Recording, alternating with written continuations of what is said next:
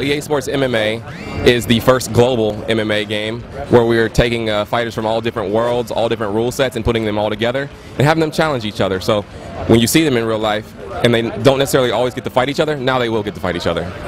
Okay, and what's the big differentiator between Strikeforce and UFC? Because in Australia, at least, UFC is a much larger league. It is a much larger league. They actually have different fighters, and Strikeforce is growing. There's a lot of really exciting stuff, and that's the kind of exciting stuff we want to put into our game. So in addition to Strikeforce, we have Dream Fighters who also come to Strikeforce, which makes Strikeforce itself huge for the game and in real life. All right, and can you tell us how the controls are going to work? Because obviously they're very different to THQ's game. Sure. Well, we have 4 basic gestures for jabs, hooks, uppercuts, and spinning back fists, and we have a set of modifiers on the controller. So if you hold the left stick and do those same 4 gestures, you get 4 different kicks. If you hold the right trigger and do the moves, you'll get parries, and if you hold the right bumper, you'll get body shots. Okay, so earlier, late last year rather, Dana White put an embargo or a blackout on UFC fighters appearing in the EA game, and then later on that was lifted. Did that create much of a headache for you guys? No, actually, we've been really focused on the fighters that we're signing and trying to get them as best that we can. We have quite a few fighters, so we've been working on that as best we can. Okay, and one of the biggest complaints about the UFC game is online. What are you guys doing for online in your game? We actually announced our live broadcast yesterday, which is a mode that allows players to come and post hype videos of themselves and actually be announced by real announcers. So yesterday, Morrow and Mayhem Miller did a show, and we'll have different announcers every week.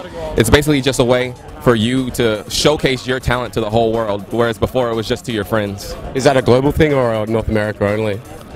I think it's global. Now, can you talk to us a little bit about what the fighters think about the game?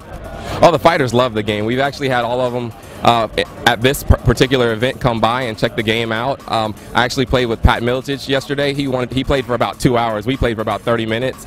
Mayhem's come by. Josh Barnett has come by. These guys have really been loving the game, and they can't believe how real it is. Mayhem actually was shocked at how authentic the Japanese experience is because he's fought in Japan. So they've been loving the game. Okay, so you guys have taken leagues from different countries, yeah? What countries involved are there? Right now we've announced Japan, England, Brazil, and North America. Okay. And who's your favorite fighter in the game? My favorite is Ronaldo Souza Jacare. He actually came by the studio and we got to train a bit. So I've learned from him, and due to the session that we had training, we've actually made some changes to the game. What sort of changes did he make? He showed me a lot of different ways to chain submissions, to go from, say, a triangle to an armbar, or an armbar to an omoplata. And we actually said, this is exciting enough that we need to have this. We were thinking about doing part 2, but we want to have it right now, so it's in the game. Gilbert, what are your thoughts on the game? My thoughts on the game are, I guess, thumbs up. I'm not the biggest critic on games, and I really don't get caught up in games too much, but I'll tell you what, I got caught up in this one, and I'm happy with it.